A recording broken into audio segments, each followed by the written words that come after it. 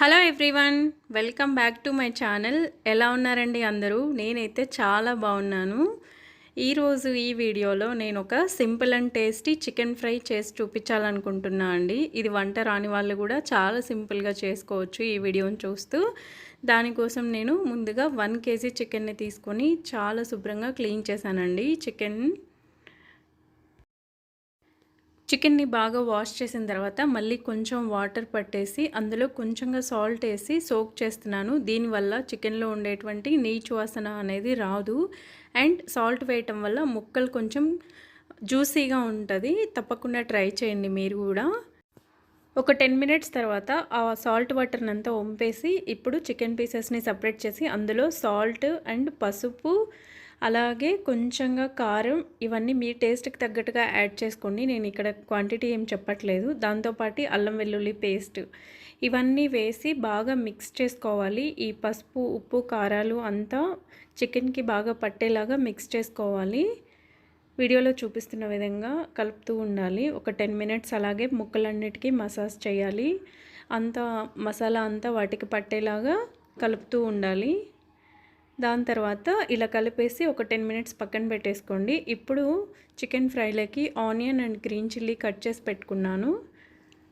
ఇప్పుడు stove on చేసుకొని ఒక కడాయి పెట్టేసుకొని దాని తర్వాత ఆయిల్ అనేది యాడ్ చేస్తూ ఉన్నాను. ఇక్కడ ఆయిల్ కొంచెం ఎక్కువగానే తీసుకున్నాను బికాస్ చికెన్ ఫ్రై కాబట్టి ఆయిల్ కొంచెం ఎక్కువే పడుతుంది. ఆయిల్ హీట్ అయిన తర్వాత గ్రీన్ చిల్లీస్ యాడ్ చేస్తున్నాను.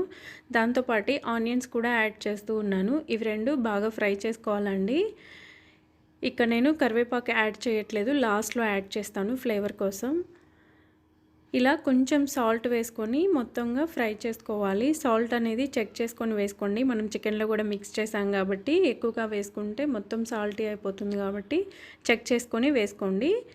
ఆయిల్లో గ్రీన్ చిల్లీ అండ్ ఆనియన్ బాగా రోస్ట్ అవ్వాలి. గోల్డెన్ కలర్ వచ్చేంత వరకు బాగా ఫ్రై చేసుకోవాలి. చూస్తున్నారు కదా, ఇక్కడ నేను చూపిస్తూ ఉన్నట్టుగా ఫ్రై అయిన తర్వాత ఇప్పుడు మనం ఆల్రెడీ ముందుగా చికెన్ అంతా మసాలా మిక్స్ చేసి పెట్టుకున్నాం కదా, ఆ చికెన్ అంతా ఇందులో వేసేసి ఒకసారి అంతా బాగా మిక్స్ చేసుకోవాలి.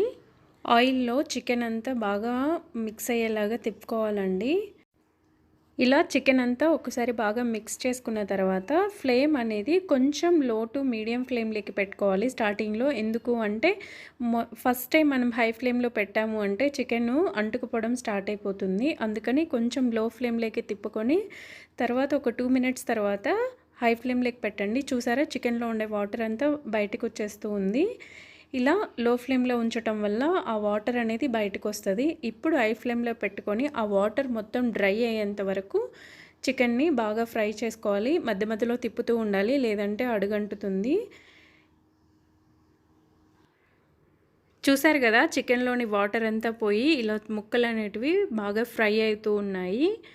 ఇప్పుడు ఇందులోకి మసాలా ప్రిపేర్ చేసుకుందాము. ఇక్కడ మసాలా నేను బయట నుంచి ఏమీ యూజ్ చేయట్లేదు, ఇంట్లోనే ప్రిపేర్ చేస్తూ ఉన్నాను. మసాలా కోసం ముందుగా నేను 1.5 టేబుల్ స్పూన్ ధనియాల పౌడర్ అండ్ 2 టేబుల్ స్పూన్ కొబ్బరి పౌడర్ అండ్ 1 టేబుల్ స్పూన్ వచ్చేసి కారం అండ్ కొన్ని వెల్లుల్లి తీసుకున్నాను. అవి మొత్తం మిక్సీకి వేసుకొని పౌడర్ లాగా చేసుకున్నాను. ఇక్కడ చికెన్ చూసారా, బాగా ఆయిల్లో రోస్ట్ అయ్యి బాగా కొంచెం రెడ్ కలర్లో వచ్చింది. ఇప్పుడు ఇందులో మనం ముందుగా ప్రిపేర్ చేసుకున్నటువంటి మసాలా అనేది యాడ్ చేస్తూ ఉన్నాను. ఈ మసాలా చాలా ఈజీ అండి ప్రిపేర్ చేసుకోవడం. తప్పకుండా ఒకసారి ఈ చికెన్ ఇలా ట్రై చేయండి, చాలా బాగుంటుంది. మసాలా అంతా పీసెస్కి పట్టేలాగా మిక్స్ చేసుకొని ఒక 10 మినిట్స్ వరకు బాగా ఫ్రై చేసుకోవాలండి. చికెన్ అంతా మసాలా వాటికి పట్టేలాగా తిప్పుకోవాలి. చికెన్ అనేది ఆయిల్లో రోస్ట్ అయ్యి చాలా చాలా క్రిస్పీగా ఉంటుంది. అడుగున పార్ట్ అట్లా ఎవరికైనా నచ్చలేదు అంటే కొంచెం ముందుగానే మసాలా అనేది వేసుకోవచ్చు. నాకు క్రిస్పీగా ఉంటే చాలా ఇష్టం, అందుకని కొంచెం ఎక్కువగానే ఫ్రై చేశాను. ఈ మసాలా అంతా వేసేసి ఒక 10 మినిట్స్ వరకు ఫ్రై చేసుకోవాలి. ఇక్కడ ఫ్లేమ్ వచ్చేసి లో ఫ్లేమ్లోనే ఉంచండి, లేదంటే మాడిపోతుంది. ఇంకా ఫైనలీ కరివేపాకు వేసుకొని ఒక 1 మినిట్ వరకు జస్ట్ అలా ఉంచేసి స్టవ్ ఆఫ్ చేసుకోవడమే. చాలా సింపుల్ అండ్ ఈజీ రెసిపీ. తప్పకుండా ట్రై చేయండి మీరందరూ కూడా. మీకు ఎలా వచ్చిందో కమెంట్ సెక్షన్లో నాకు కమెంట్ చేయండి. Thank you for watching. చాలా చాలా బాగుంటుందండి. తప్పకుండా ట్రై చేయండి అందరూ.